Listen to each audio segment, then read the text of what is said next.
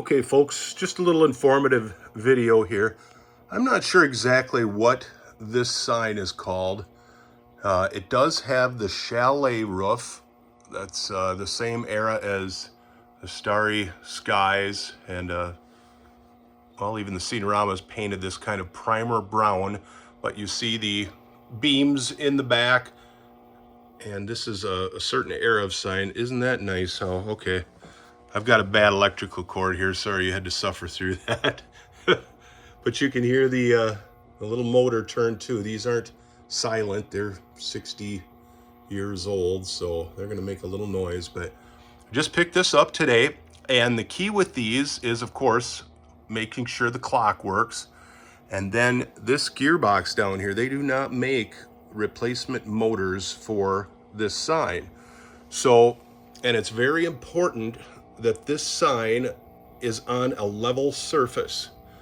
It's a little bit off right here on this bucket, and that may be what's causing the engine strain and the groan.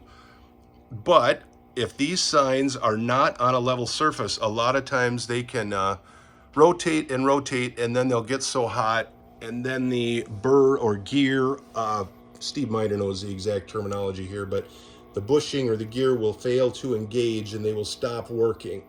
So if you do buy one of these, I would just recommend, all these letters are dimensional. A lot of times the glue can dry, they can fall off. If they're off, they don't make replacement ones. It's important that that is intact, white background, all the letters.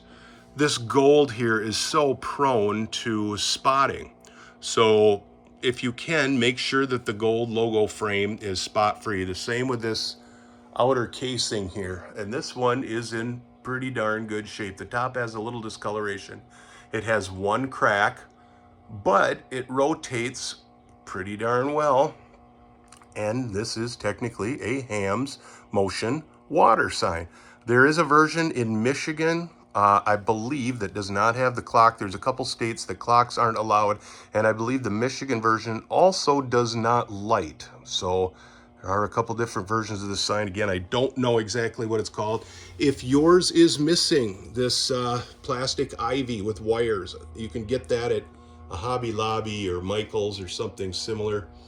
And a lot of times what I do down in these cracks and crevices is use Awesome Cleaner, LA Awesome Cleaner, available at the dollar store.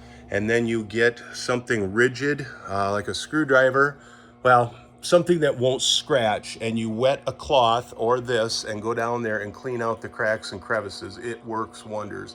Also, if it has light rust on the paint here, a very fine steel wool worked well in this instance. There was little kind of orange blossom rust, and it took that right off here. So Novus plastic polish is wonderful to use on this, heck, any place here. The face of this Novus polish, Novus #1, you can get a 3-bottle kit on eBay, I recommend, and you'll be sold on it. Nothing really works like Novus. See, it's hesitating a little bit because it is not on a level surface, so I don't want to raise it and tip it over here. We're going to end the video here. So this is the Hamm's two-sided chalet rotating clock sign. I'm Barry the Beer Guy from I Buy Old Beer. Thanks for tuning in.